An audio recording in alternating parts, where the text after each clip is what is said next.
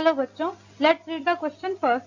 And the question says, if the segment intercepted by the parabola y square equal to 4ax with the line lx plus my plus n equal to 0 subtended a right angle at the vertex, then option A is 4al plus n equal to 0, option B 4al plus 4am plus n equal to 0, option C 4am plus n equal to 0 and option D al plus n equal to 0.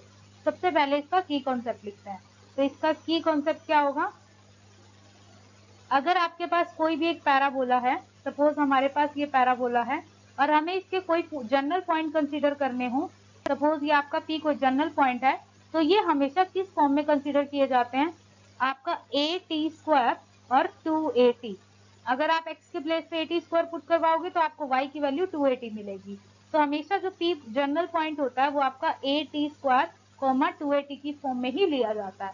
Second, आपको ये condition याद करनी है कि अगर आपके पास two lines आपस में परपेंडिकुलर हैं, तो एक का स्लोप अगर m1 है, दूसरे का स्लोप m2 है, तो आपके पास m1 मल्टीप्लाई m2 की वैल्यू -1 के इक्वल होती है. तो ये दो कॉन्सेप्ट आपके इस क्वेश्चन में यूज होने वाले हैं. अब हम इसके सॉल्यूशन पे चलते हैं. आपको इसमें जो पैराबोला की इक्वेशन है वो क्या दी हुई है? y square equal to 4ax और इस पैराबोला को एक लाइन इंटरसेप्ट कर रही है और एक सेगमेंट बना रही है. तो आपके पास जो ये पैराबोला है, सपोज आपके पास ये एक पैराबोला है, इस पैराबोला को एक लाइन ने कट किया.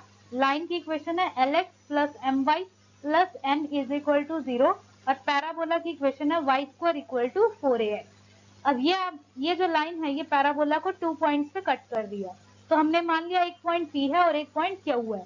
तो आपके जो P के कोऑर्डिनेट्स होंगे वो क्या होंगे? P के कोऑर्डिनेट्स बनेंगे at1 स्क्वायर 2at1.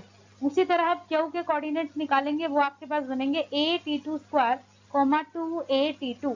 अब आपको एक क्वेश्चन में गिवन है कि जो ये दोनों पॉइंट्स हैं ये इस वर्टेक्स के साथ 90 डिग्री का एंगल बना रहे हैं.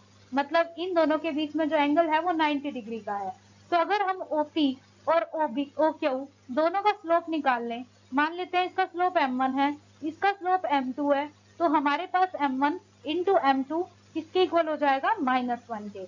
तो O पॉइंट हमारे पास है 0 0.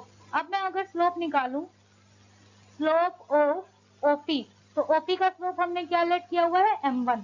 तो m1 की वैल्यू हमारे पास कितनी आ जाएगी? 2at1 divide by at1 square. तो ये आपका a से a कैंसिल, t1 से t1 कैंसिल, 2/t1 आ जाएगा. इसी तरह अगर हम निकालें स्लोप ऑफ OQ, तो ये हमारे पास है m2, इसकी वैल्यू आ जाएगी 2at2 divide by at2 square. एक t2 से एक t2 कैंसिल, a से a कैंसिल, आपके पास बन जाएगा 2 डिवाइड बाय t2. ये आपके पास आ चुका है m1, ये आपके पास आ चुका है m2. क्योंकि हमारे पास OP और OQ दोनों आपस में परपेंडिकुलर है, ये आपको गिवन है, तो दोनों के स्लोप का जो प्रोडक्ट होगा वो आपका -1 के इक्वल होगा. तो आपके पास by equation first and second क्या बन जाएगा? 2/t1 इंटू 2/t2, ये इक्वल हो जाएगा -1 के. तो t1 इंटू t2 की वैल्यू यहाँ से आपके पास आ जाएगी -4. ये आपकी बनेगी इक्वेशन नंबर 3. इसका हम फर्दर यूज करेंगे. अब आपको इस क्वेश्चन में क्या गिवन है? सिंस जो P और Q है, अभी हमने जो ग्राफ ड्रॉ किया था, एक बार फिर से रफ ग्राफ ड्रॉ कर लेते हैं. ये कुछ इस तरह से हमने ड्रॉ किया था. lx plus my plus n is equal to 0, ये आपके पास लाइन थी और ये पॉइंट आपका P था और ये पॉइंट हमारे पास Q था. अब जो P और Q पॉइंट है वो आपके पैराबोला के ऊपर भी लाई करते हैं. तो since point P and Q lies on parabola, मतलब y square equal to 4a, और इस लाइन के ऊपर भी लाई करते हैं, and lx plus my plus n is equal to 0. तो अगर ये लाइन के ऊपर लाई करते हैं तो इसे सेटिस्फाई करेंगे. मतलब l इंटू x के प्लेस पे आप क्या लेंगे? at1 square plus m, y के प्लेस पे आप लेंगे 2at1 plus n is equal to 0 हो जाएगा. उसी तरह l at2 स्क्वायर, ये हमने P पॉइंट को पुट किया लाइन में, अब हम Q पॉइंट को पुट करेंगे लाइन में. तो आपके पास बन जाएगा m 2 times at2 plus n is equal to 0. तो इसके अकॉर्डिंग आपको क्या दिख रहा है? आपको ये दिख रहा है कि आपके पास जो इक्वेशन बन रही है वो दोनों क्या इक्वेशन बन रही है? आपके पास बन रहा है l a t1 square plus next बनेगी 2ma plus n is equal to 0।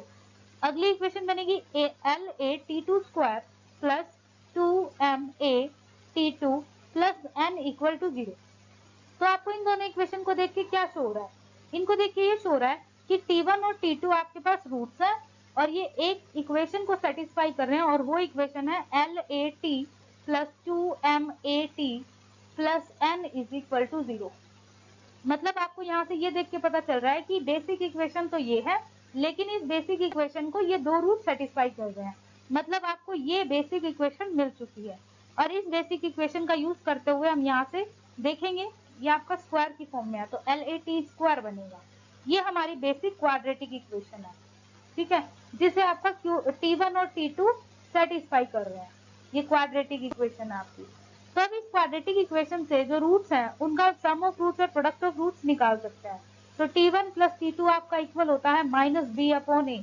अब b की वैल्यू आपके पास क्या है -2ma डिवाइड बाय में a की वैल्यू आपके पास क्या हो जाएगी L इंटू a। तो ये आपके पास सम ऑफ रूट्स आ गया। प्रोडक्ट ऑफ रूट्स करेंगे तो T1 इन T2 ये आपके पास फॉर्मूला होता है c/a। तो c आपके पास क्या है ये वाला कांस्टेंट, a आपके पास क्या है जो t स्क्वायर का कोफिशिएंट होगा मतलब n/LA। ये आपकी बनेगी इक्वेशन नंबर 4। तो इक्वेशन नंबर थर्ड में भी आपको T1 इंटू T2 मिला, फोर्थ में भी T1 इंटू T2। तो by equation third and fourth आपके पास T1 इंटू T2 की वैल्यू क्या आ गई n/LA इज इक्वल टू -4। इसे फर्दर हम सोल्व कर लेते हैं तो हमारे पास बन जाएगा n is equal to -4al। Equation बन जाएगी 4al plus n is equal to 0। तो ये आपके पास फाइनल रिजल्ट आ जाएगा। तो n प्लस 4al कह सकते हैं या 4al प्लस n भी कह सकते हैं और ये आपका बनेगा ऑप्शन नंबर ए। तो option number A is the correct option. I hope you understood well. Best of luck. Thank you.